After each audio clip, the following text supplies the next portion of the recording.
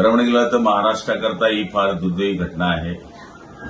महाराष्ट्राचा खरा दादा आणि बारामतीचा किल्लेदार, वक्तशीरपणाचा माणूस, अजात शत्रू आपल्यातून राहून गेलेला आहे। खरं म्हणाल ते महाराष्ट्राचं फार मोठं नुकसान आहे। ते कोणत्या पक्षाचे होते पेक्षा ते सगळ्यांचे दादा होते। सभागृहामधलं त्यांचं शिस्त पद्धतीनं वागणं, कोणाशीही बोललं तर 5 मिनिटांमध्ये ते रागवणं, विसरणं आणि सगळ्यांवर प्रेम करणं, विकास हाच त्यांच्या मनातला ध्यास होता।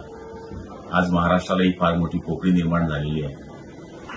ही पोकळी कधी न भरून निघणारी आहे। हे फक्त पवार कुटुंबाचं दुःख नाही, हे आमच्यासारख्या, तुमच्यासारख्या दीनदलित, पीडित, शोषित सगळ्या लोकांचं भयानक दुःख आहे।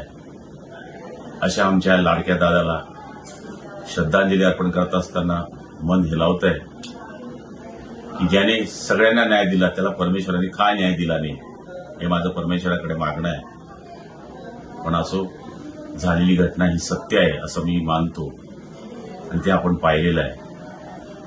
अशा आमच्या दादाला जळगाव जिल्ह्याच्या वतीनं मी भावपूर्ण आदरांजली अर्पण करतो।